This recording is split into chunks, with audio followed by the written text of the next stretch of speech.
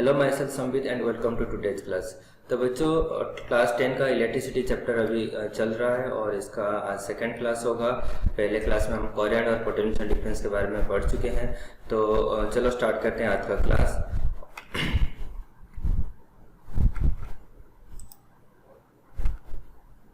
तो hast diagram में आपके पास एक सिंपल कनेक्शन है जिसमें एक इलेक्ट्रिक बल्ब को कनेक्ट किया गया है एक सोर्स के साथ, बैटरी के साथ, एंड ये कनेक्ट हुआ है एक स्विच के साथ। ये स्विच ऑन है तो ये बल्ब जो है ग्लो कर रहा है। ओके, तो इस टाइप का जो कनेक्शन होता है जिसमें हम रिप्रेजेंट करते हैं, जिसमें हम देख सकते हैं जितना भी इलेक्ट्रिकल इक्विपमेंट है वो कनेक्टेड है, इस टाइप का जो कनेक्शन को कहा जाता है इलेक्ट्रिक सर्किट। तो इलेक्ट्रिक सर्किट को डिफाइन ऐसे किया जाता है कि इलेक्ट्रिक सर्किट ये होता है, सोर्स लगा होगा इसमें, देन लोड, यहाँ पर अगर एक एग्जाम्पल में हम बात करें लोड होता है इलेक्ट्रिक बल्ब, स्विचेस लगा होगा।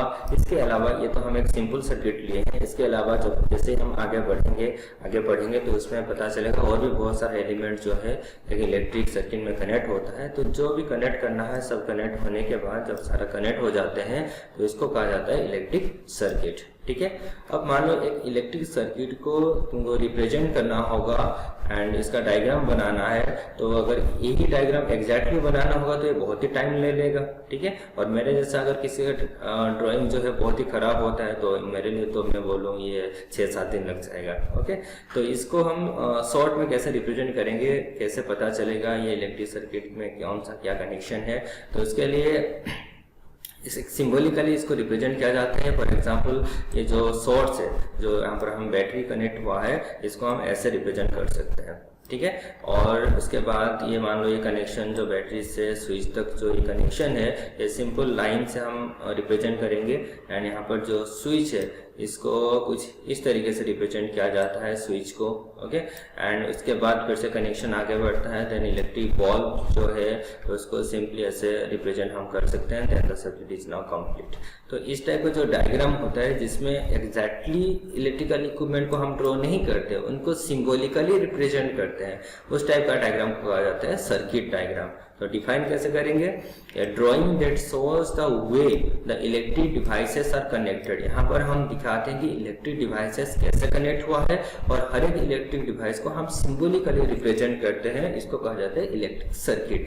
और ये इलेक्ट्रिक सर्किट जो डायग्रामिकली रिप्रेजेंट किया जाता है इसको कहते हैं सर्किट डायग्राम। और एक वर्ड इसके लिए यूज किया जाता है वो है स्कीमेटिक डायग्राम। ओके, तो यहाँ पर ओनली जो कनेक्शन है वो कैसे हुआ है और कौन सा अप्लायंस किसके साथ कनेक्टेड हुआ है, एंड जो इलेक्ट्रिकल अप्लायंस है वो एग्जैक्टली ड्राइंग नहीं होता, उनको सिंबॉलिकली रिप्रेजेंट किया गया है, उसको कहते हैं सर्किट डायग्राम। नाउ ऐसा नहीं कि अगर हम जो बैटरी है उसको हम कैसे भी रिप्रेजेंट कर देंगे तो ये पता चल जाएगा, ऐसा नहीं है। इसके लिए एक स्टैंडर्ड सिंबल्स यूज किया जाता है। तो सबसे पहले देख लेते हैं इलेक्ट्रिक वायर जो होता है, इसको हम कोई भी ऐसे सिंपल लाइन से रिप्रेजेंट कर सकते हैं। ठीक है, और अगर मान लो कहीं पे वायर जो है वो जॉइंट हुआ है, मतलब कनेक्टेड है, तो उस सिचुएशन में जो वायर को तो बस सिंपली लाइन से रिप्रेजेंट किया जाएगा, लेकिन जो जॉइंट है उसको तुम एक डार्क डॉट से रिप्रेजेंट कर सकते हो। ठीक है, देन अगर कहीं पर वायर जो है एक दूसरे के ऊपर क्रॉस हुआ है लेकिन वो जॉइंट नहीं हुआ है, तो उस टाइम पे आपको एक मान लो ये जो वायर है इसको हम ऐसे रिप्रेजेंट किए हैं, और इसके ऊपर जो वायर है जो उसके ऊपर क्रॉस ओवर हुआ है लेकिन जॉइंट नहीं हुआ है, उसको वैसे ही ब्रिज टाइप का आपको बनाना पड़ेगा। और इससे ये पता चलता है कि दोनों वायर जो है वो कनेक्ट नहीं है, बस एक दूसरे के ऊपर क्रॉस हुआ है। ठीक है, एंड इलेक्ट्रिक बल्ब जो है वो इस टाइप का रिप्रेजेंट किया जाता है सिंबॉलिकली। जब सर्किट डायग्राम में एक लाइन लेना है और बीच में 2 कर्व ऐसे बनाना है। ओके, तो ये हो जाता है इलेक्ट्रिक बल्ब। देन सेल, हाँ, इसको हम जनरली कॉमन लैंग्वेज में बैटरी तो कहा जाता है, लेकिन एक्चुअली ये होता है सेल। और सेल को रिप्रेजेंट किया जाता है एक जो पॉजिटिव टर्मिनल होता है सेल का, उसको रिप्रेजेंट किया जाता है एक लंबा सा लाइन से, और जो नेगेटिव टर्मिनल होता है उसको रिप्रेजेंट किया जाता है एक शॉर्ट लाइन से। ओके, और एक साइड में लिखा जाता है पॉजिटिव, एक साइड में नेगेटिव। तो ये हो जाता है सेल का रिप्रेजेंटेशन। देन अगर बैटरी हम कहा जाए तो बैटरी जो होता है ये एक कॉम्बिनेशन ऑफ सेल होता है। जैसे यहाँ पर आप देख सकते हो डायग्राम में, यहाँ पर 1 2 4 सेल कनेक्टेड हुआ है, तो 4 सेल का कॉम्बिनेशन को कहा जाता है बैटरी। ठीक है, तो बैटरी होता है it is a combination of cell. तो यहाँ पर कैसे कंबाइन होता है, मान लो ये पहला सेल हुआ जिसका ये पॉजिटिव था एंड देन उसका नेगेटिव, और इसका नेगेटिव जहाँ एंड होगा सेकेंड सेल का पॉजिटिव वहीं से स्टार्ट होगा। तो ये कुछ इस टाइप का रिप्रेजेंटेशन होता है। मान लो यहाँ पर 3 कनेक्ट हुआ है, तो पहले पॉजिटिव, फिर नेगेटिव, फिर पॉजिटिव, फिर नेगेटिव, फिर यहाँ पर आएगा पॉजिटिव, ओके, फिर नेगेटिव। अगर और एक कनेक्ट करना है तो यहाँ पर फिर से ऐसे लंबा लाइन खींचा जाएगा जो कि रिप्रेजेंट करता है पॉजिटिव, देन एक स्मॉल लाइन जो कि होगा नेगेटिव। तो ऐसे ही कंटिन्यू होता है। तो सेल और बैटरी में डिफरेंस बहुत ही इंपॉर्टेंट है। सेल जो है एक सिंगल सोर्स को रिप्रेजेंट करने के लिए उसको लिखा जाता है सेल, जो मल्टीपल सोर्स होता है उनको कंबाइन करके रखा जाता है वो हो जाता है बैटरी। ओके, नाउ जब इलेक्ट्रिकल स्विच जो है सर्किट में ऑन होगा उस टाइम पे उसको रिप्रेजेंट करने के लिए जो 2 स्मॉल ब्रैकेट टाइप का होगा और बीच में जो डॉट देना पड़ेगा। लेकिन अगर ये स्विच ऑफ है और स्विच जो है वो ऑन है तो उस टाइम पे ये डॉट हम नहीं देंगे। अगर स्विच ऑन है तब ये डॉट दिया जाएगा, अगर स्विच ऑफ है तो यहाँ पर डॉट नहीं होगा। Okay, then register, I think electric board में जब कोई भी इलेक्ट्रिकल अप्लायंस का रिपेयरिंग का शॉप होगा वहाँ पर इस टाइप का बोर्ड तुमको देखने के लिए मिल जाएगा। तो वहाँ पर ये जो अप्लायंस होता है इसको कहा जाता है रजिस्टर। ओके, ये तुम्हारे लिए नया है और इसको जब सिंबॉलिकली रिप्रेजेंट करते हैं तो कुछ इस टाइप का जो स्ट्रेट लाइन होता है, देन एक जिगजैग लाइन होगा, देन स्ट्रेट लाइन, तो इसको कहा जाता है रजिस्टर। ओके, और अगर हम रियोस्टाट की बात करें इसके बारे में हम सब आगे डिटेल में पढ़ेंगे, बस अभी यही बता रहा हूँ कि कौन सा अप्लायंस को किस टाइप का रिप्रेजेंट किया जाता है। तो रियोस्टाट जो है वो रेजिस्टेंस जैसा सेम आपको एक जिगजैग लाइन बनाना होगा, देन उसके ऊपर इस टाइप का आप एरो मार्क दे सकते हो या फिर इस टाइप का एरो मार्क दे सकते हो। थोड़ा फंक्शन जान लेते हैं रजिस्टर का फंक्शन क्या होता है ना। ये जो रजिस्टर है अपोज करता है, it opposes the flow of current and provide resistance.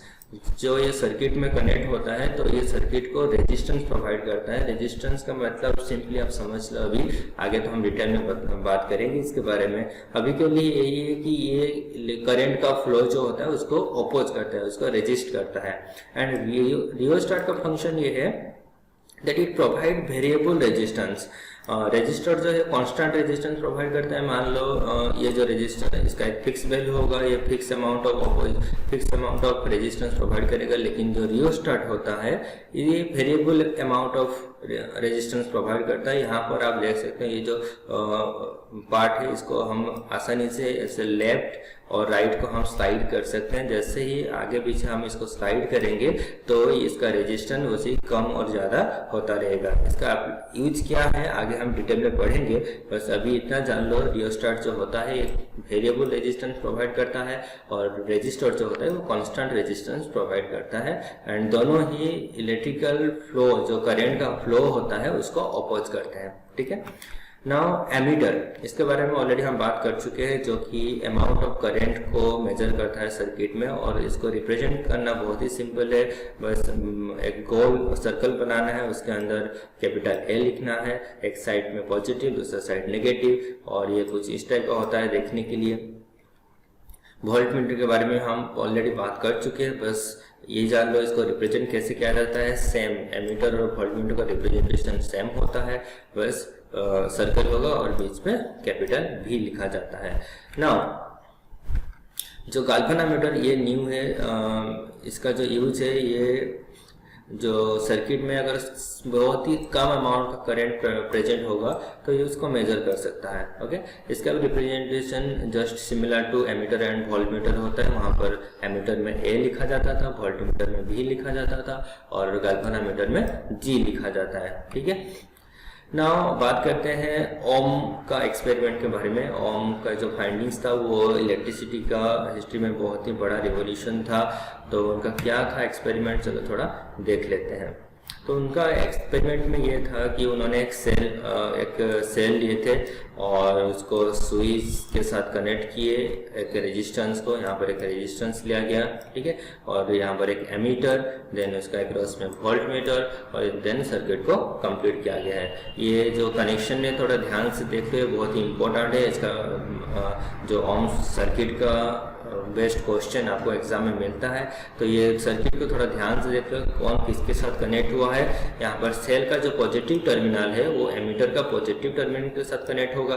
Then ammeter का जो नेगेटिव टर्मिनल है वो वोल्ट मीटर का पॉजिटिव के साथ कनेक्ट हुआ है, एंड वोल्ट मीटर का नेगेटिव जो है वो सेल का नेगेटिव के साथ कनेक्ट हुआ है। ये हो गया सिंपल कनेक्शन। देन जो रेजिस्टेंस होता है वो वोल्ट मीटर का एक्रॉस में एक पॉजिटिव में और एक नेगेटिव में, यहाँ पर ये हो गया पॉजिटिव टर्मिनल, ये हो गया नेगेटिव टर्मिनल। तो ये कनेक्शन बहुत ही इंपॉर्टेंट है जो कि आपको याद रखना होगा कि कौन किसके साथ कैसे कनेक्ट हुआ है। अब ये एक्सपेरिमेंट में जो एक्सपेरिमेंट के दौरान उन्होंने एक के बाद एक सेल यहाँ पर ऐड करते गए, मतलब ये पहले जो ऑब्जर्वेशन के लिए उन्होंने एक ही सेल लिए थे, उसके बाद फिर नंबर ऑफ सेल इंक्रीज किए। उनका ऑब्जेक्टिव यही था कि जैसे ही हम यहाँ पर नंबर ऑफ सेल इंक्रीज करेंगे तो वोल्ट मीटर में रीडिंग और एमीटर में रीडिंग में क्या डिफरेंस होगा, उनके बीच में क्या रिलेशन होगा, उसी को स्टडी करना। तो जब एक सेल कनेक्ट हुआ था तो यहाँ पर वोल्ट मीटर का जो रीडिंग मान लो कुछ भी होगा उसको हम V1 लिख लेते हैं, और एमीटर का रीडिंग जो भी होगा उसको हम I1 लिखते हैं, एंड जो दोनों का रेशियो होगा वोल्ट मीटर का रीडिंग और एमीटर का रीडिंग दोनों का जो रेशियो होगा उसको हम लेते हैं X। ठीक है, अब वही सर्किट में उन्होंने दो सेल कनेक्ट कर दिया। पहले ये एक सेल था, ठीक है, अब ये दो सेल कनेक्ट हो गया। ये दो सेल कैसे कनेक्ट हुआ है थोड़ा देखो। पहला सेल जो था, पहला सेल का नेगेटिव के साथ दूसरा सेल का पॉजिटिव उन्होंने कनेक्ट कर दी और इसको पूरा सर्किट में कनेक्ट हो गया। अब जब दो सेल हो गया तब यहाँ पर वोल्ट मीटर का रीडिंग कुछ इंक्रीज हो गया जो कि हो गया V2, और करंट का एमीटर में करंट भी इंक्रीज हो गया जो था I2, और इन दोनों का रेशियो को उन्होंने मतलब कुछ भी जो आया होगा वो मान लेते हैं Y। ठीक है, नाउ एक्सपेरिमेंट आगे बढ़ता है और उन्होंने और एक जो सेल है उसको कनेक्ट कर लिया। अभी टोटल सेल का नंबर हो जाता है 3। जब 3 सेल कनेक्ट होने के बाद वो ऑब्जर्व किए कि पोटेंशियल डिफरेंस और भी बढ़ गया, V3 मान लेते हैं उसको, और एमीटर का रीडिंग भी इंक्रीज हो गया, मान लेते हैं उसको I3, और इन दोनों का रेशियो को हम रिप्रेजेंट करते हैं Z से। अब ये जो डाटा उनको मिला उसको वो एनालाइज किए और उसके बाद क्या फाइंडिंग मिला वो आगे बात करेंगे। तो ये जो सर्किट अभी हम देखें इसको कुछ बुक्स में आप कुछ इस टाइप का सर्किट भी आप देख सकते हैं जहां पर ये सेल का नंबर जो है वो इंक्रीज ना करके यहाँ पर रियोस्टेट लगाया जाता है। याद आ रहा है ये डायग्राम, अभी थोड़ा देर पहले हम बात की, इसको कहते हैं रियोस्टेट, और रियोस्टेट कुछ इस टाइप का होता है। मैं अभी भी बताया कि जो रियोस्टेट का ये स्लाइडर होता है, इसको जैसे हम आगे पीछे स्लाइड करेंगे तो ये वेरिएबल रेजिस्टेंस प्रोवाइड करता है। तो ये एक्सपेरिमेंट के लिए हम अलग अलग सेल ऐड ना करके रियोस्टेट यूज कर सकते हैं, जिससे क्या होगा ना हम अलग अलग अमाउंट का रेजिस्टेंस यहाँ पर प्रोवाइड करेंगे सो दैट वोल्ट मीटर में और एमीटर में जो अलग रीडिंग हमको चाहिए वो हम नोट कर सकते हैं। तो इस टाइप का जो डायग्राम है आप अलग अलग बुक में देख सकते हो, लेकिन मैं ज़्यादातर प्रीफर करूँगा प्रीवियस वाला डायग्राम, क्योंकि जो क्वेश्चन आता है एग्जाम में आपका तो उसी का बेस्ट क्वेश्चन आता है। रियोस्टेट को यूज करके क्वेश्चन जनरली नहीं आता, फिर भी ये डायग्राम आपको आप नोट कर लेना। ओके, नाउ ये जो एक्सपेरिमेंट का डाटा उनको मिला, उन्होंने देखे कि V का वैल्यू जैसे ही इंक्रीज होता गया, मतलब जैसे हम नंबर ऑफ सेल इंक्रीज किए तो वोल्ट मीटर में रीडिंग इंक्रीज हुआ और एमीटर का रीडिंग भी इंक्रीज हुआ, और इससे उन्होंने एक कंक्लूजन ड्रॉ किया जिसको कहा जाता है ओम्स लॉ। और ओम्स लॉ के हिसाब से it states that the current through a conductor, conductor के अंदर जो करंट होता है between any two points is directly proportional to the voltage across the two points। देखो जब वोल्टेज इंक्रीज होने से करंट भी इंक्रीज होने लगा तो उस टाइप का वेरिएबल को हम कहते हैं क्या ना डायरेक्टली प्रोपोर्शनल। जब एक वेरिएबल का इंक्रीज होने से दूसरा वेरिएबल इंक्रीज होता है, एक का डिक्रीज होने से दूसरा भी डिक्रीज होता है, तब ये दोनों डायरेक्टली कनेक्टेड होते हैं। तो यहाँ पर उनको फाइंड जो एक्सपेरिमेंट का डाटा यहाँ से वो कंक्लूड किए कि जैसे ही पोटेंशियल डिफरेंस मतलब वोल्टेज जो है वो इंक्रीज होता है वैसे ही करंट भी इंक्रीज होता है। तो उन्होंने ये कंक्लूड कर लिया कि जो करंट होता है ये डायरेक्टली प्रोपोर्शनल होता है किसके ऊपर, ना voltage across the two point. और यहाँ पर एक इम्पोर्टेंट बात है जो कि टेम्परेचर कांस्टेंट रहेगा। या टेम्परेचर जो सर्किट का या फिर रेजिस्टेंस का वो इंक्रीज नहीं होना चाहिए, कांस्टेंट टेम्परेचर में ये एक्सपेरिमेंट करना है। This is the condition of Ohm's law कि ओम्स लॉ तभी ओबे होगा जब टेम्परेचर जो रेजिस्टेंस का वो कांस्टेंट होगा, ठीक है।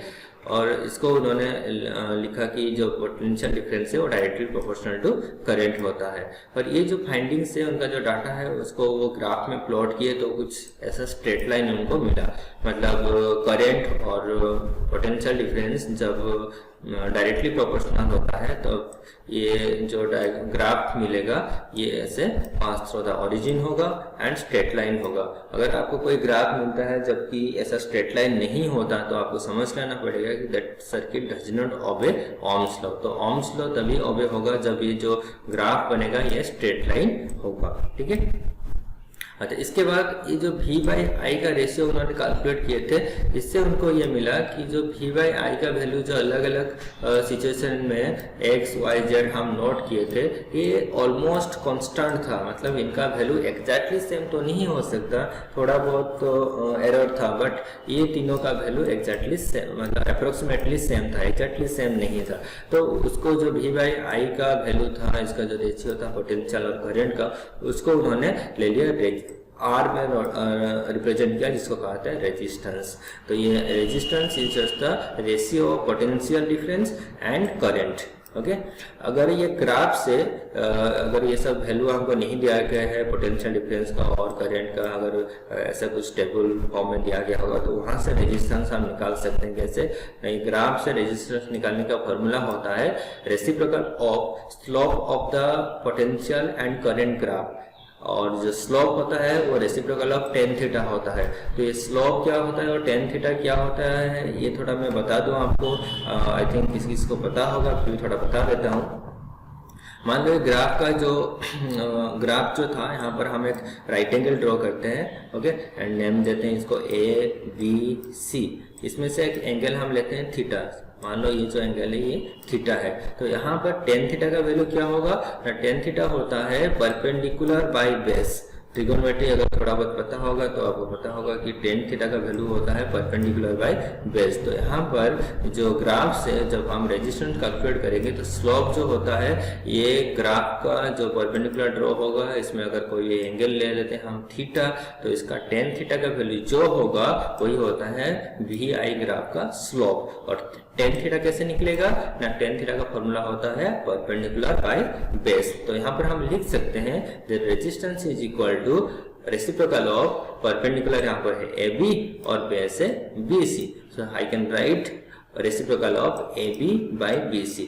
इसको ये जो रिवर्स हो जाएगा तो ये हो जाएगा BC बाई AB। अब BC का वैल्यू मिलेगा कैसे ना? BC का वैल्यू जो है हम B पॉइंट का वैल्यू यहाँ से मिल जाएगा जो कि था आपका V3, यहाँ पर ये होगा V3, और C पॉइंट का वैल्यू जो है आपको यहाँ से मिल जाएगा ये होगा V1। तो ये दोनों का जो डिफरेंस होगा V3 minus V1, this will gives you the value of BC।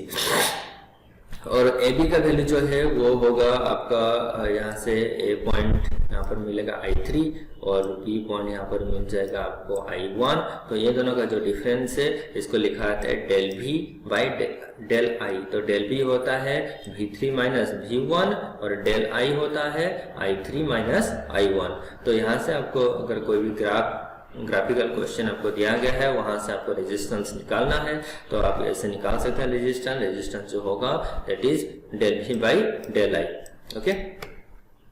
Now आगे बढ़ते हैं इसी पार्ट में कि रेजिस्टेंस को हम अभी डिफाइन करते हैं। जो ओम्स लॉ में फाइंडिंग था कि V by I equals R था, इसको हम डिफाइन ऐसे करेंगे the resistance of a conductor is the ratio of potential difference across the ends and the current flowing through it। तो जो रेशियो होता है पोटेंशियल डिफरेंस का, जो अभी मैं ऑलरेडी पता है, पोटेंशियल डिफरेंस और करंट का जो रेशियो होता है इसी को ही कहा जाता है रेजिस्टेंस, ठीक है। और अगर सिंपली लैंग्वेज में हम इसको समझें कि रेजिस्टेंस अगर फिजिकली हम समझें तो ये होता है obstruction to the flow of electron.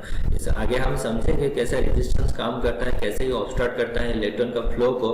तो रेजिस्टेंस जो होता है ये इलेक्ट्रॉन जो फ्लो होता है सर्किट के अंदर तो उसको ऑब्स्ट्रक्ट करता है। जितना ज़्यादा ऑब्स्ट्रक्शन होगा उतना कम करंट फ्लो होगा।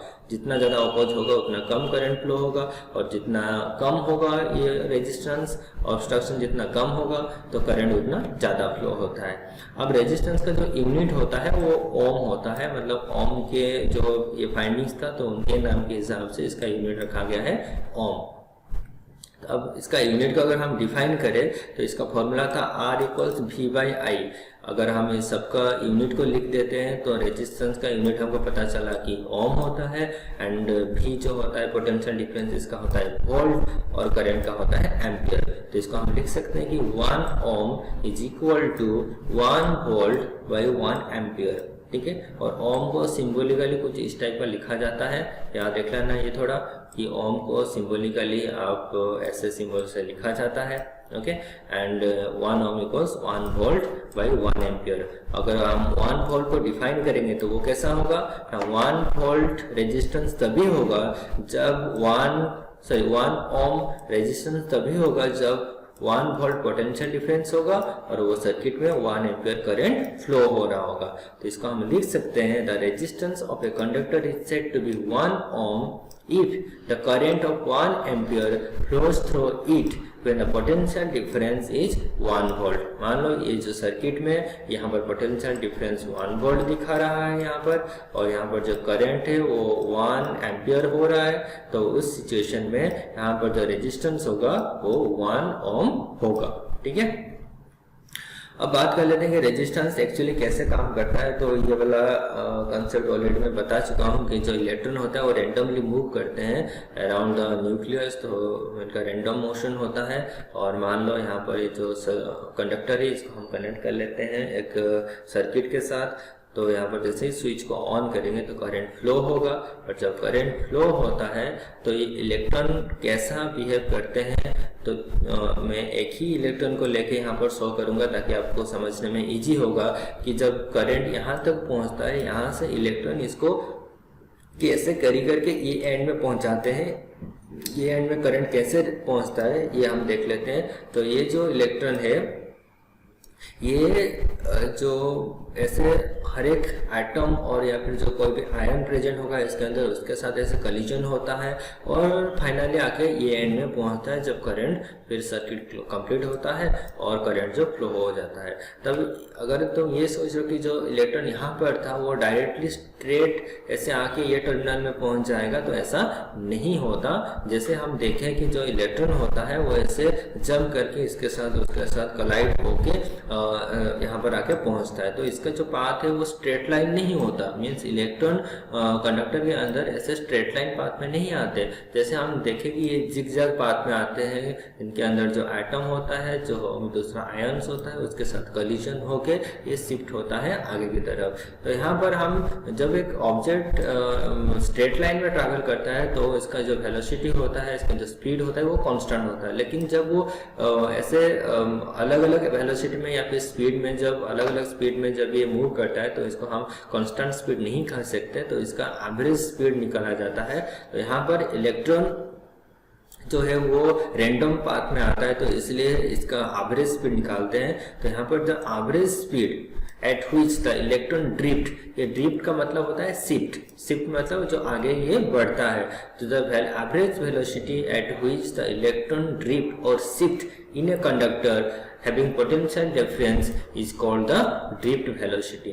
तो ये जिस वेलोसिटी में आगे शिफ्ट होता है इलेक्ट्रॉन, ऐसे तो कांस्टेंट नहीं आता, स्ट्रेट लाइन में नहीं आता, ये जिगजैग पाथ में आता है। तो जितना वेलोसिटी उसका होता है उसको कहा जाता है ड्रिफ्ट वेलोसिटी। ड्रिफ्ट का सिंपल मीनिंग होता है कि शिफ्ट। तो ये जो एवरेज वेलोसिटी हम यहाँ पर कैलकुलेट करेंगे, एवरेज वेलोसिटी इसलिए क्योंकि इसका पाथ स्ट्रेट लाइन नहीं है, इसका वेलोसिटी जो है वो कांस्टेंट नहीं है, तो उस सिचुएशन में हम एवरेज वेलोसिटी कैलकुलेट करते हैं। तो यहाँ पर ये ड्रिफ्टिंग होने के लिए ये जो कलिजन हुआ, तो कलिजन के वजह से इसका ड्रिफ्टिंग और शिफ्टिंग जो है वो हिंड्रेंस होता है वो अपोज होता है, इसी ऑब्स्ट्रक्शन को कहा जाता है क्या, इलेक्ट्रिकल रेजिस्टेंस। तो थोड़ा समझ लेते हैं, the collision of electron with the atoms, इसके अंदर जो एटम्स होता है या फिर और कोई आयन जो प्रेजेंट होगा उसके साथ इलेक्ट्रॉन जब कोलिजन होता है, देन ये कोलिजन की वजह से इलेक्ट्रॉन का जो शिफ्टिंग था, जो ड्रिफ्टिंग था, उसमें ऑब्स्ट्रक्शन होता है, उसमें प्रॉब्लम होता है। सो द इलेक्ट्रॉन्स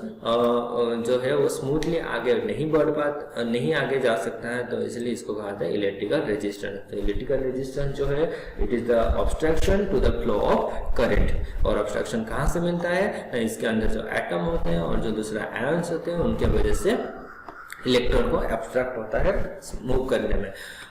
और यहाँ पर और एक बात मैं बता दूं कि जो ये ड्रिफ्ट वेलोसिटी होता है ओनली बताता है करंट का स्ट्रेंथ कितना होगा। आप ये मत समझना कि अगर कोई इलेक्ट्रॉन का ड्रिफ्ट वेलोसिटी ज्यादा है, मतलब वो इजीली ड्रिफ्ट हो रहा है आगे की तरफ, तो उसमें करंट जो है वो फास्ट फ्लो होगा, और जिसमें ऑब्स्ट्रक्शन ज्यादा है उसमें करंट स्लो फ्लो होगा। ऐसा नहीं है, करंट का जो स्पीड है वो हमेशा फिक्स रहता है, जो कि लाइट के स्पीड के साथ ऑलमोस्ट इक्वल है, दैट इज 3 × 10⁸ मीटर पर सेकेंड।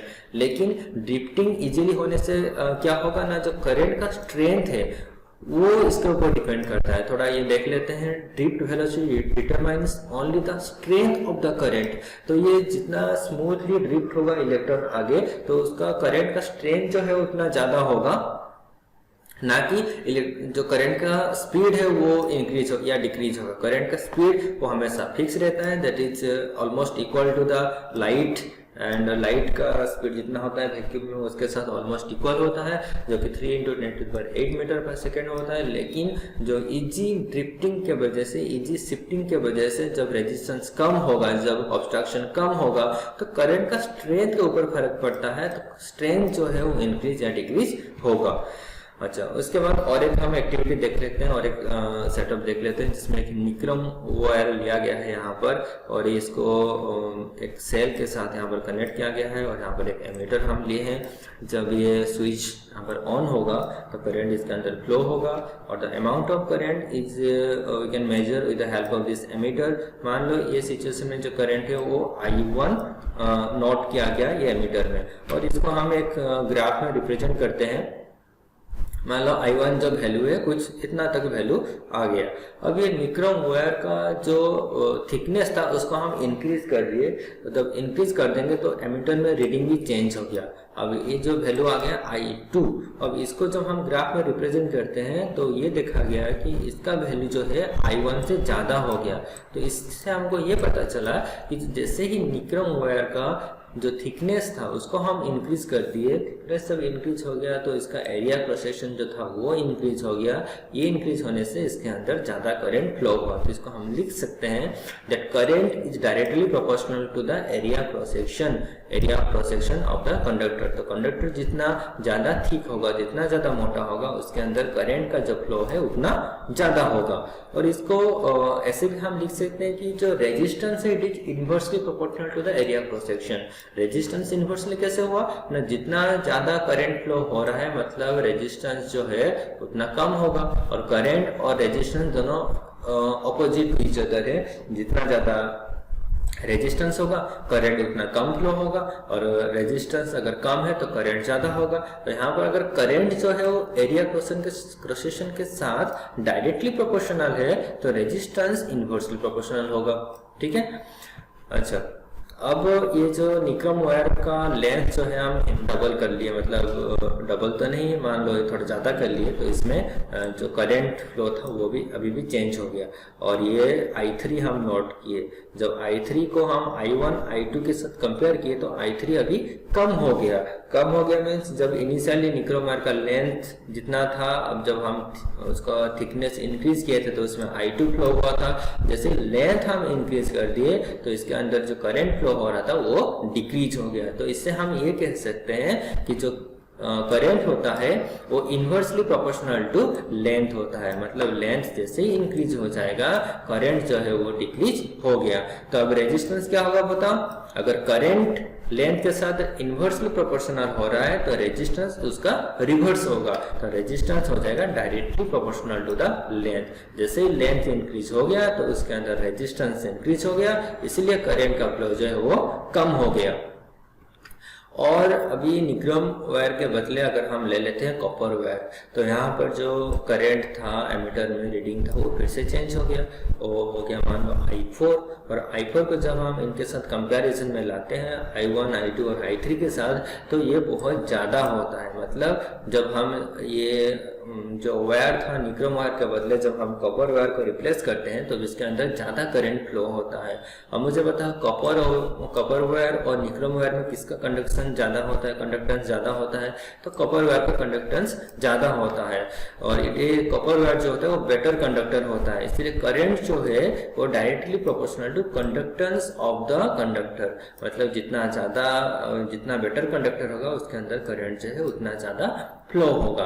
और इसका ऑपोजिट अगर हम लिखें कि रेजिस्टेंस इनवर्सली प्रोपोर्शनल हो जाएगा, तो रेजिस्टेंस हो जाएगा it is inversely proportional to the conductance. अब ये जो कंडक्टेंस है ये मटेरियल टू मटेरियल वेरी होता है। अगर हम मटेरियल चेंज करते हैं तो ये कंडक्टेंस जो है वो चेंज होगा, लेकिन अगर मटेरियल हम कांस्टेंट रखेंगे तो ये जो करंट का अमाउंट है ओनली डिपेंड करता है उसका लेंथ के ऊपर और उसका एरिया क्रॉस सेक्शन के ऊपर। मतलब रेजिस्टेंस लेंथ के ऊपर डिपेंड करता है और एरिया क्रॉस सेक्शन के ऊपर डिपेंड करता है। एरिया क्रॉस सेक्शन के साथ इनवर्सली रिलेटेड होता है रेजिस्टेंस और लेंथ के साथ डायरेक्टली प्रोपोर्शनल होता है। अब यही दो डाटा को हम लेके आगे देखते हैं। सपोज ये जो पहला स्टेटमेंट था, जो करंट जो था एरिया के साथ डायरेक्टली प्रोपोर्शनल था तो रेजिस्टेंस इनवर्सली था, और रेजिस्टेंस और लेंथ के साथ डायरेक्टली था तो करंट उसके साथ इनवर्सली था। ये दोनों स्टेटमेंट को हम एक इक्वेशन 1 और एक इक्वेशन 2 ले लेते हैं।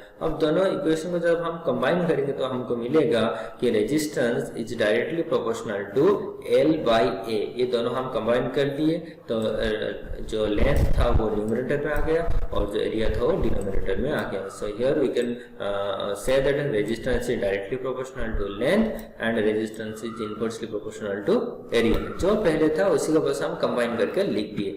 अब आगे अगर हम ये प्रोपोर्शनलिटी सिंबल को हटा के इक्वल से बोल देंगे तो हमको एक प्रोपोर्शनलिटी कांस्टेंट मल्टीप्लाई करना पड़ेगा।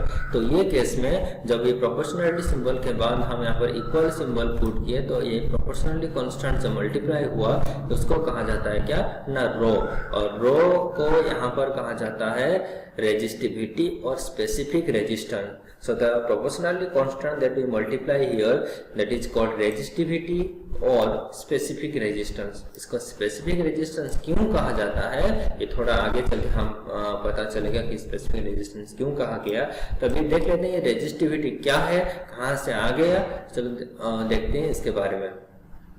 तो ये था आपका फॉर्मूला कि resistance is resistivity into length by area cross section. अगर हम रेजिस्टिविटी को ओनली सेपरेट करेंगे तो ये क्या होगा, resistivity is equal to resistance into area by length. Area जो है इस साइड पर आ गया तो मल्टीप्लिकेशन हो जाएगा और लेंथ इधर आने से ये डिवीजन हो गया। तो रेजिस्टिविटी इज इक्वल टू, बस इसको मैं रिवर्स करके लिख दिया इक्वेशन को, resistivity is equals resistance into area by length. Now मान लो एक क्यूबिकल कंडक्टर है जो इसका ये जो साइड है ये है 1 मीटर, ये साइड 1 मीटर है और ये साइड भी 1 मीटर है। अब मुझे बताओ ये जो एरिया बना ये फेस का ये कितना हो जाएगा, अगर ये 1 मीटर और ये 1 मीटर है तो ये बन जाएगा 1 मीटर स्क्वायर, ठीक है।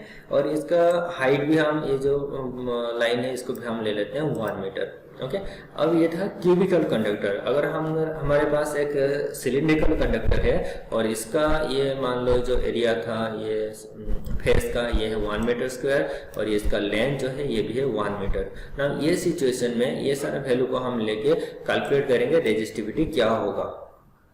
तो ये सिचुएशन में जब एरिया क्रॉस सेक्शन हो गया 1 मीटर स्क्वायर दोनों के केस में और लेंथ हो गया 1 मीटर, तो ये सिचुएशन में रेजिस्टिविटी क्या होगा ना, if you apply this formula then resistivity is equal to R into A के वैल्यू हम पुट करेंगे 1 मीटर स्क्वायर और लेंथ का वैल्यू पुट करेंगे 1 मीटर। तो ये 1 कैंसिल 1 ही होगा और रेजिस्टिविटी हो गया इक्वल टू रेजिस्टेंस। तो इसीलिए एक स्पेशल केस में एक स्पेशल कंडीशन में रेजिस्टिविटी जो है वो रेजिस्टेंस के साथ इक्वल हो गया, इसलिए इसको कहा जाता है स्पेसिफिक रेजिस्टेंस। और वो स्पेशल केस क्या था ना, स्पेशल केस ये था कि जो कंडक्टर का एरिया क्रॉस सेक्शन होगा वो 1 मीटर स्क्वायर होगा और लेंथ जो होगा वो 1 मीटर मीटर होगा।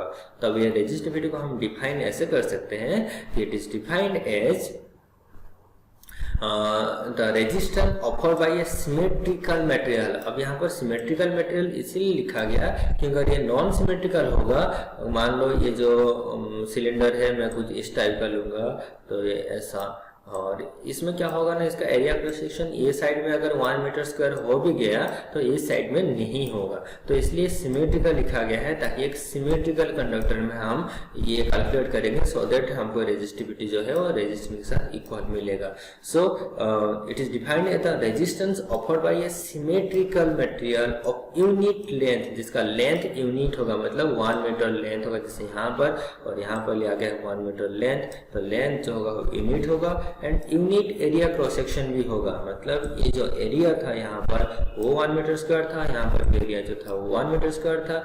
जब एरिया और लेंथ दोनों यूनिट होगा, मतलब दोनों ही 1 होगा, then only the resistance is equal to resistivity, that's why it is also called specific resistance. अब इसका यूनिट का बात कर लेते हैं। फॉर्मूला जो था वो था ρ equals R into L by A, और बाकी ये जो 3 क्वांटिटी है इनका जो यूनिट होता है आपको पता है, रेजिस्टेंस का यूनिट होता है ओम, और एरिया जो है उसका यूनिट होगा मीटर स्क्वायर, और लेंथ का होता है मीटर। ना यहाँ पर मीटर और मीटर स्क्वायर को हम अगर कैंसिल करते हैं तो हमको मिलेगा ρ equals ohm meter. It is very important कि the unit of resistivity is ohm meter, ohm into meter. Now according to resistivity कोई भी जो मटेरियल होता है उसको हम 3 कैटेगरी में डिवाइड कर सकते हैं। एक होता है कंडक्टर, दूसरा होता है सेमीकंडक्टर और एक होता है इंसुलेटर। अब ये तीनों के बीच में अगर हम डिफरेंशिएट करें अकॉर्डिंग टू रेजिस्टिविटी, तो कंडक्टर में रेजिस्टिविटी सबसे कम होता है, मतलब उसमें कंडक्टर ज्यादा होगा तो रेजिस्टेंस कम है, तो रेजिस्टिविटी सबसे कम होता है कंडक्टर में। और सेमीकंडक्टर में मॉडरेट होता है, मॉडरेट मीन्स वो कंडक्टर से थोड़ा ज्यादा होता है और इंसुलेटर से थोड़ा कम होता है, जबकि इंसुलेटर में रेजिस्टिविटी सबसे मैक्सिमम मिलता है। और अगर हम रेजिस्टिविटी का रेंज की बात करें, मतलब कितना वैल्यू होता है, तो कंडक्टर में ये 10⁻⁸ से 10⁻⁶ ओम मीटर तक होता है। ये थोड़ा वैल्यू आपको याद रखना होगा क्योंकि इसका बेस्ट क्वेश्चन कुछ आपको मिलेगा आगे, जब हम जैसे आगे पढ़ेंगे तो इसका रिलेटेड कुछ क्वेश्चन हमको मिलेगा, तो इसलिए ये वैल्यू थोड़ा याद रखना बेटर होगा। तो कंडक्टर का जो रेजिस्टिविटी का रेंज होता है वो 10⁻⁸ मीटर से लेकर 10⁻⁶ ओम मीटर तक होता है, जबकि सेमीकंडक्टर में ये 10⁻⁵ ओम मीटर से लेकर 10⁻² ओम मीटर तक होता है, और इंसुलेटर में तो ये सबसे ज्यादा होगा जो कि 10⁻10 से लेकर 10⁻17 ओम मीटर तक इसका रेंज होता है। अगर हम टेम्परेचर की बात करें, टेम्परेचर के साथ कंडक्टर का रेजिस्टिविटी जो है वो इंक्रीज हो जाता है, जबकि सेमीकंडक्टर और इंसुलेटर में ये डिक्रीज होता है। मतलब अगर हम टेम्परेचर जो इंक्रीज करेंगे तो कंडक्टर का जो रेजिस्टिविटी है वो इंक्रीज हो जाएगा, और मतलब ये धीरे धीरे सेमीकंडक्टर और इंसुलेटर के जैसा बिहेव करने लगेगा। जबकि सेमीकंडक्टर और इंसुलेटर में जब हम टेम्परेचर जो है वो इंक्रीज करेंगे तो इसका जो रेजिस्टिविटी वो डिक्रीज होगा, ये फिर कंडक्टर जैसा बिहेव करने लगेगा, और इंसुलेटर भी अगर हम ज़्यादा टेम्परेचर देंगे ये भी कंडक्टर जैसा बिहेव करने लगता है। ना ये कुछ कंडक्टर का एप्लीकेशन हम देख लेते हैं। सबसे पहले मान लेते हैं कॉपर और एल्युमिनियम, इन दोनों का इलेक्ट्रिसिटी में बहुत ज़्यादा यूज होता है। आप देखे होंगे जो इलेक्ट्रिकल ट्रांसमिशन होता है, जो लंबा जो टावर में लॉन्ग डिस्टेंस ट्रांसमिशन होता है, वहाँ पर एल्युमिनियम को यूज किया जाता है, और डोमेस्टिक पर्पज़ के लिए कॉपर को यूज किया जाता है। और ये सब इसलिए यूज होता है क्योंकि कॉपर और एल्युमिनियम का जो रेजिस्टिविटी होता है वो बहुत ही कम होता है, जिसमें इलेक्ट्रिकल ट्रांसमिशन जो है वो बेटर हो पाता है। सो ये रीजन याद रखना, कॉपर और aluminium generally use for the electrical transmission due to the low resistivity, ठीक है। एंड इससे आगे और एक कंडक्टर की बात कर लेते हैं जो है टंगस्टन। हाँ, टंगस्टन को आप देखोगे इलेक्ट्रिक बल्ब के अंदर ये जो पार्ट है इसका फिलामेंट, इसको बनाने के लिए यूज होता है टंगस्टन को।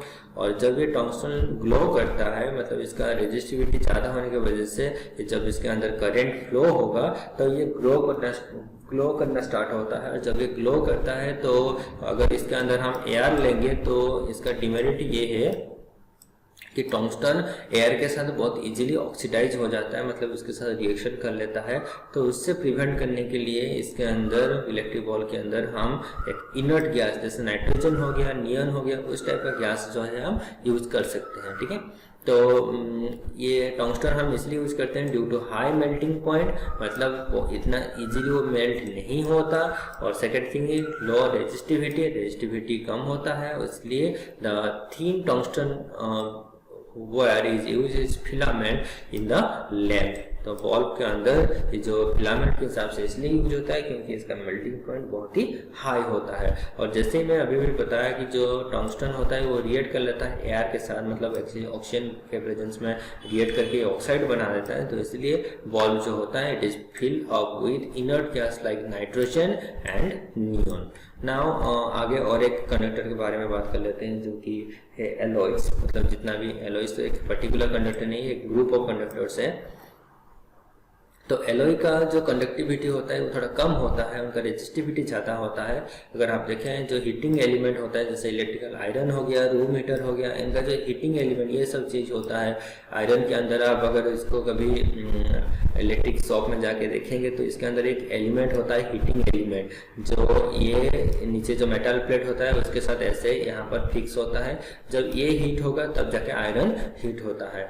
और इसको एलॉय को जनरली इसलिए यूज किया जाता है क्योंकि उन लोगों का मेल्टिंग पॉइंट बहुत ही ज़्यादा होता है और रेजिस्टिविटी भी बहुत ज़्यादा होता है। एंड सेकेंड थिंग है जब ये मतलब हॉट होते हैं, मतलब जब ये करंट इसके अंदर फ्लो होता है, जब रेड हॉट होता है then they do not react with air के साथ ऑक्सीडाइज नहीं होते, इसलिए इनको जो हीटिंग एलिमेंट होता है उसमें यूज किया जाता है। जो भी हीटिंग डिवाइसेस में जैसे इलेक्ट्रिकल हीटर हो गया, आयरन हो गया, टोस्टर हो गया, ये सब में इसको यूज किया जाता है एलॉयज को। ओके, नाउ आगे बढ़ते हैं। और आप रजिस्टर जब मैं पढ़ाया था तो इस टाइप के कुछ सर्किट हम देखे थे, वहाँ पर रजिस्टर को आप देख सकते हैं। कोई भी बड़ा बड़ा जो इलेक्ट्रिकल अप्लायंस होता है उसके अंदर रजिस्टर कुछ इस टाइप का कंबाइन होकर लगा होता है। आप देख सकते हैं यहाँ पर जो रजिस्टर है कुछ टाइप का कॉम्बिनेशन में लगा हुआ है, ऐसे ही नहीं अरेंज किया जाता। एक टाइप का स्पेशल टाइप का कॉम्बिनेशन होता है जिसको कहा जाता है क्या ना, कॉम्बिनेशन ऑफ रजिस्टर, और इसको कहा जाता है सिस्टम ऑफ रजिस्टर। मतलब हम कैसे भी अगर रजिस्टर को लगा देंगे तो ये काम नहीं करेगा। एक पर्टिकुलर पैटर्न होता है जिसमें हमको ये लगाना पड़ता है, जिसमें इनको हमको अरेंज करना होता है। तो बात कर लेते हैं ये सिस्टम ऑफ रजिस्टर और कॉम्बिनेशन ऑफ रजिस्टर जो होता है वो कुल दो टाइप का होता है। एक होता है सीरीज कॉम्बिनेशन ऑफ रजिस्टर और दूसरा होता है parallel combination of register. Series combination और पैरेलल कॉम्बिनेशन में दोनों कैसे हम रजिस्टर को कनेक्ट करेंगे, कैसे उनके बीच में कनेक्शन होता है, तो उसमें से सबसे पहले हम देख लेते हैं सीरीज कॉम्बिनेशन कैसा होता है।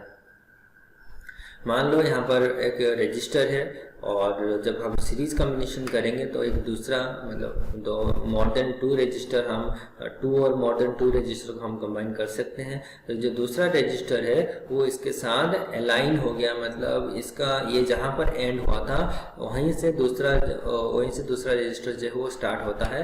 And suppose I am taking another register जो कि जहाँ पर सेकेंड रजिस्टर एंड हुआ था वहीं से थर्ड रजिस्टर स्टार्ट हुआ है। सपोज पहला का होता है रेजिस्टेंस R1, सेकंड का होता है R2 और थर्ड का होता है R3। तो ये तीनों को जब सीरीज कॉम्बिनेशन तभी कहा जाएगा जब ये एंड टू एंड कनेक्शन हुआ होगा। मतलब पहला रजिस्टर जहाँ एंड हुआ होगा सेकंड वहीं से स्टार्ट होगा, सेकंड जहाँ से एंड हुआ होगा थर्ड वहीं से स्टार्ट होगा। अगर यहाँ पर और एक ज़्यादा होता तो वैसे ही, मतलब अगर फोर्थ रजिस्टर होगा तो ये थर्ड के बाद यहाँ से स्टार्ट हुआ होता। और ये जब एक इलेक्ट्रिकल सर्किट में कनेक्ट होता है मतलब एक सोर्स के साथ, तब इसको कहा जाता है सीरीज कॉम्बिनेशन ऑफ रजिस्टर।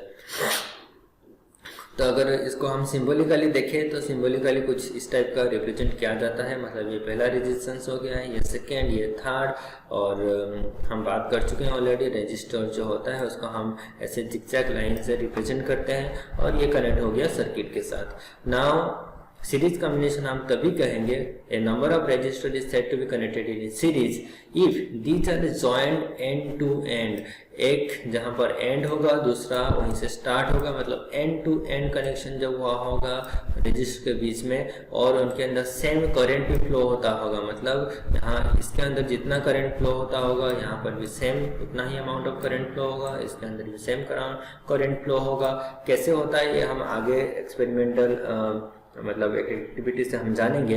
तो अभी के लिए तो यही है कि जो सीरीज कॉम्बिनेशन हम तभी कहेंगे जब ये रजिस्टर जो है एंड टू एंड कनेक्शन हुआ होगा और एक अक्रॉस पोटेंशियल डिफरेंस। ओके, अब मान लो यहाँ पर हम एक एमीटर कनेक्ट कर लेते हैं यहाँ पर, ठीक है। और ये एमीटर जब करंट कनेक्ट किया गया है ये सर्किट में तीन रजिस्टर लगा हुआ है जो कि सीरीज में कनेक्ट हुए हैं और यहाँ पर एक एमीटर हम कनेक्ट कर लिए। तो ये एमीटर में जो रीडिंग था वो लिखा है आई, ओके, मतलब एमीटर में आई अमाउंट ऑफ करंट फ्लो हो रहा है।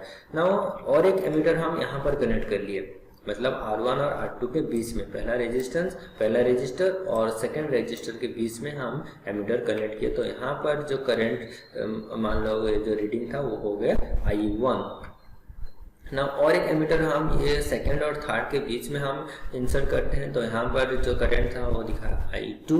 जब और एक एमीटर अगर हम यहाँ पर कनेक्ट करेंगे तो यहाँ पर जो करंट था वो हो गया I3।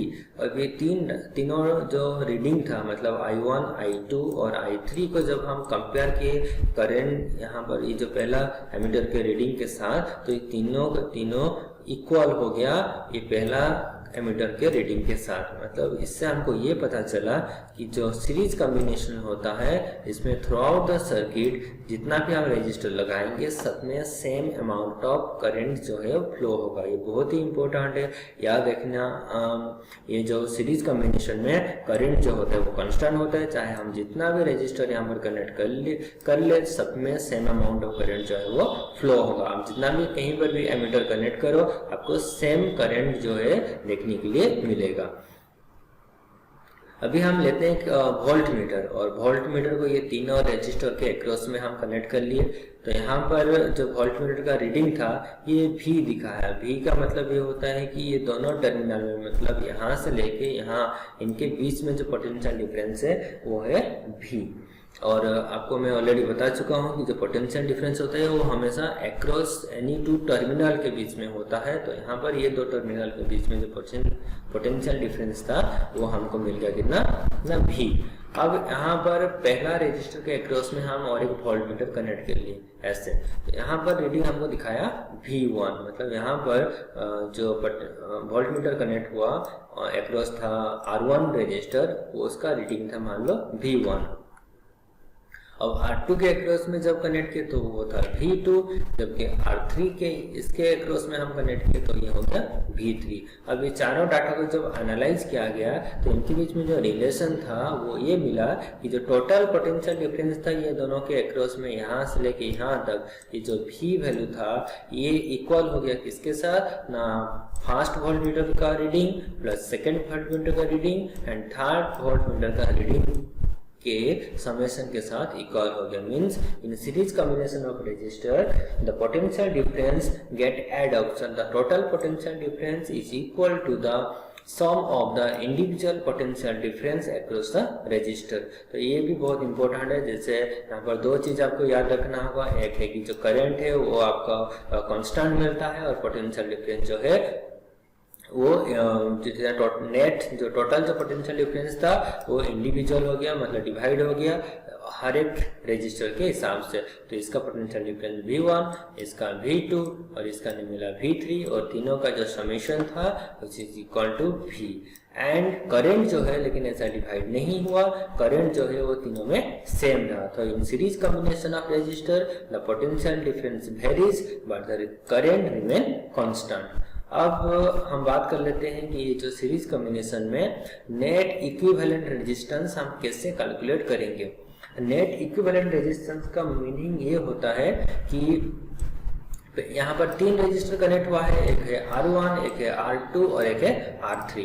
अभी जो R1, R2, R3 तीनों का वैल्यू जो है अलग अलग, जब इनको हम सीरीज में कंबाइन करते हैं तो इनका टोटल रेजिस्टेंस, ये पूरा होल सर्किट का ये तीनों का कॉम्बिनेशन का रेजिस्टेंस कितना होगा वो हम कैलकुलेट करेंगे। कैसे करेंगे वो थोड़ा देखते हैं आगे। तो इसके लिए हमको पहले कुछ स्टेटमेंट लेना पड़ेगा, जैसे R1, R2, R3 3 रजिस्टर हम ले लिए और ये कनेक्ट हुआ है एक सर्किट के साथ जिसका और हर एक का जो पोटेंशियल डिफरेंस है वो V1, V2, V3 रेस्पेक्टिवली है। और यहाँ पर V जो है वो टोटल पोटेंशियल डिफरेंस है, मतलब यहाँ से और ये यहाँ तक ये दोनों, ये जो अक्रॉस में जो टोटल पोटेंशियल डिफरेंस ये है V। देन R जो है वो रिजल्टेंट रेजिस्टेंस है, मतलब ये तीनों का कॉम्बिनेशन में जितना रेजिस्टेंस मिलेगा उसको हम ले लिए R।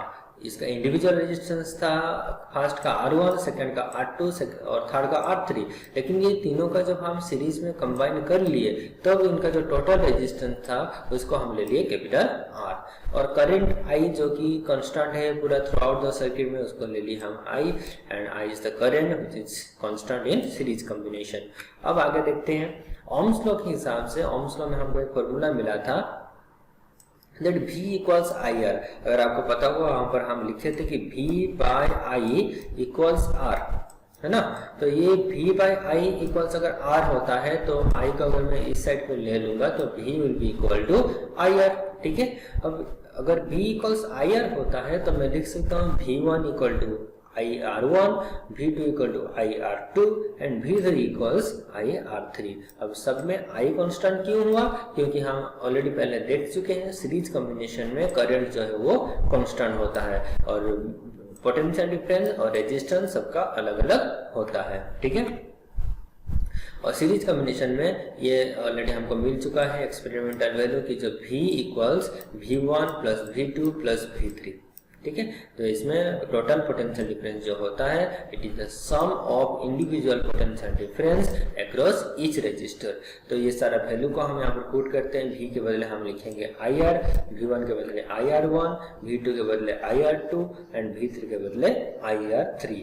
अब इस साइड में मैं करंट को कॉमन ले लेता हूँ क्योंकि सब में करंट सेम है, तो ये दोनों के साइड में करंट जो है वो कैंसिल हो जाएगा और हमको मिलेगा कि R equals R1 plus R2 plus R3। इसका मतलब ये होता है तो रिजल्टेंट रेजिस्टेंस जो हम लिए थे कैपिटल R, मतलब ये R1, R2, R3 को सीरीज में कनेक्ट करने से ये तीनों का जो इंडिविजुअल रेजिस्टेंस था जब हम टोटल रेजिस्टेंस निकालेंगे तो ये तीनों ऐड हो जाएगा, सिंपली ऐड हो जाएगा। So total R is equal to R1 plus R2 plus R3। अगर हम 4 ठो रेजिस्टर लेते तो R4 हो जाता है यहाँ पर, अगर 5 ठो लेते तो ये R5 हो जाता है, ये सब यहाँ पर ऐड हो जाते हैं, ठीक है।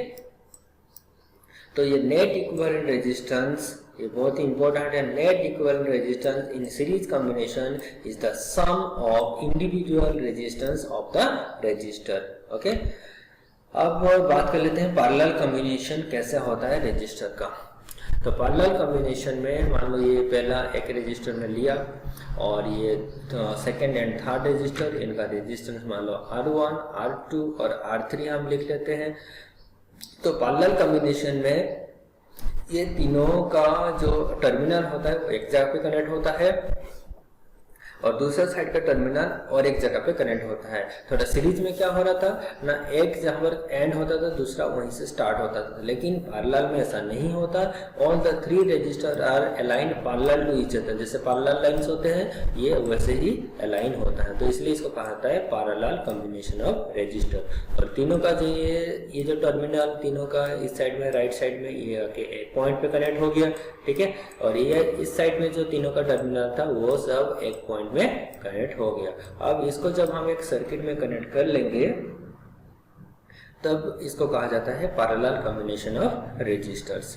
अगर हम डायग्राम बना के देखें इसका जो सर्किट डायग्राम, तो उस बेसिस पे यहाँ पर 3 रजिस्टर होगा और R1, R2, R3, तो यहाँ पर होगा सेल, ये हो गया आपका की।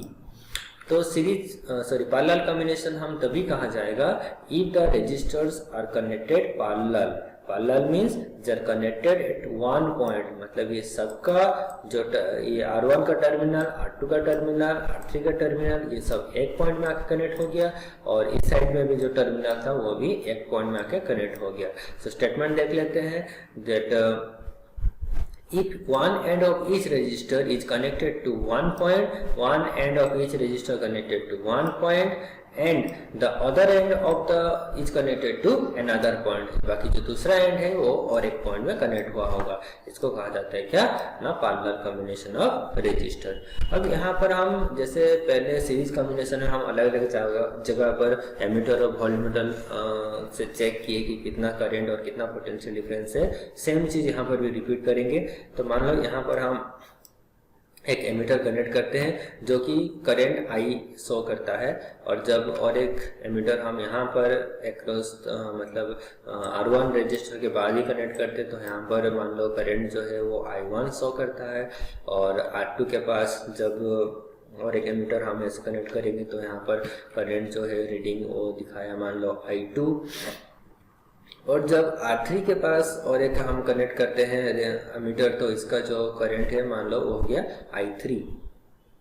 जब ये तीनों डाटा को जब हम एनालाइज करते हैं तो यहाँ पर दिखाई देता है कि जो करंट है, टोटल करंट यहाँ पर था वो इक्वल हो गया अभी ये सारा इंडिविजुअल करंट के साथ। इसका मतलब जो टोटल करंट यहाँ से गया और ये पॉइंट में क्या होता है ना, स्प्लिट हो जाता है। यहाँ पर जाता है I1 करंट, और यहाँ से जाता है I2 करंट, और यहाँ पर जाता है क्या ना I3 करंट। ठीक है, तो ये जो टोटल करंट I यहाँ से फ्लो होके आया, ये अकॉर्डिंग टू द रिक्वायरमेंट यहाँ पर पैरेलल कॉम्बिनेशन में स्प्लिट हो जाता है करंट, जबकि सीरीज में ऐसा नहीं होता था। सीरीज में जो करंट था वो तीनों ही रजिस्टर में फिक्स था, लेकिन पैरेलल कॉम्बिनेशन में हर एक जो रजिस्टर होता है इसमें उसके हिसाब से करंट जो है वो फ्लो होता है, और then the sum of each current is equal to the total current of the circuit।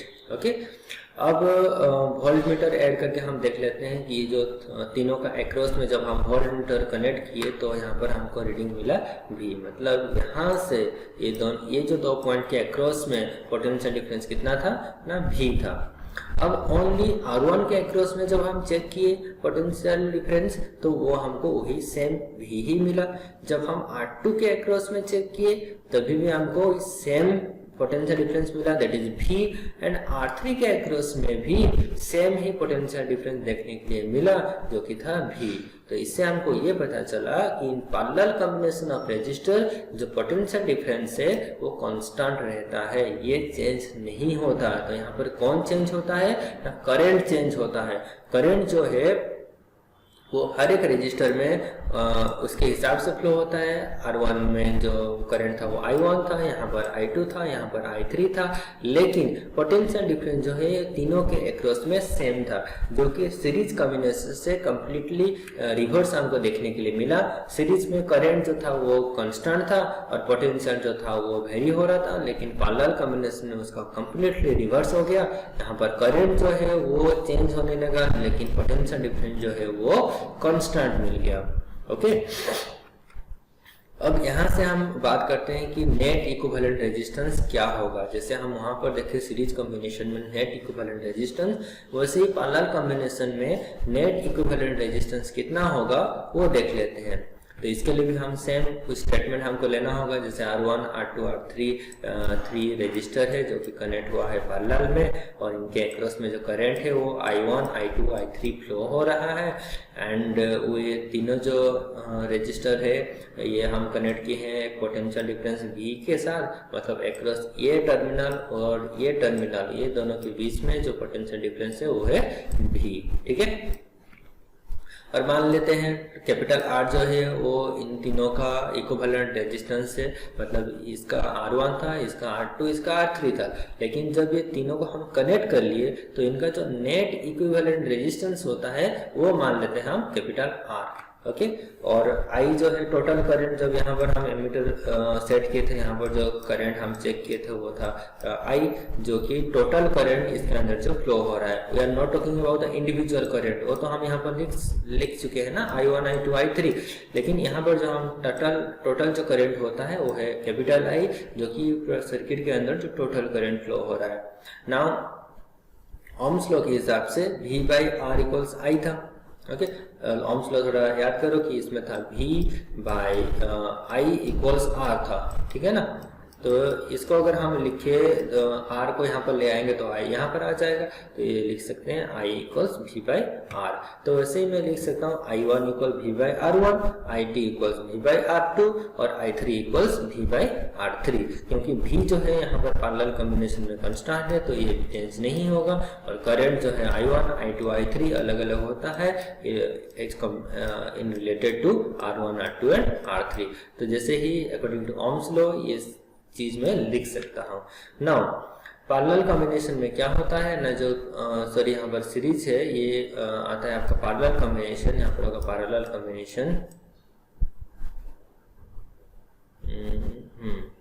ये होगा आपका पैरेलल कॉम्बिनेशन। तो पैरेलल कॉम्बिनेशन में क्या होता है ना, टोटल जो करंट होगा, यहाँ पर हम ऑलरेडी देख चुके हैं, जो टोटल करंट होता है it is the sum of individual current of the resistor. और यहाँ पर ये सारा जो वैल्यू हमको मिला है, आई का वैल्यू, I1 का वैल्यू, I2 का वैल्यू और I3 का वैल्यू, इसको हम लिख लेते हैं। तो आई का वैल्यू होगा V बाई आर, I1 का वैल्यू हो गया V बाई R1 और I2 का वैल्यू हो गया V बाई R2, वैसे I3 का वैल्यू हो गया V बाई R3।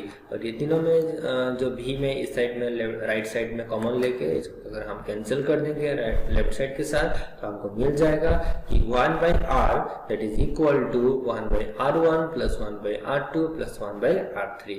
तो यहाँ पर आप देख सकते हैं जो टोटल मतलब नेट इक्विवेलेंट रेजिस्टेंस था वो क्या हो गया ना, सीरीज कॉम्बिनेशन जैसा इजीली हमको नहीं मिला। वहां पर R इक्वल्स क्या था ना, R इक्वल्स था आपका R1 plus R2 plus R3, मतलब ये sum of the individual resistance of the resistor था। लेकिन यहाँ पर क्या हो गया ना, the reciprocal of net equivalent resistance is equal to the reciprocal of individual resistance of the resistor, ठीक है। तो आई होप इतना तक आपको समझ में आ गया होगा। तो चलो मिलते हैं नेक्स्ट क्लास में।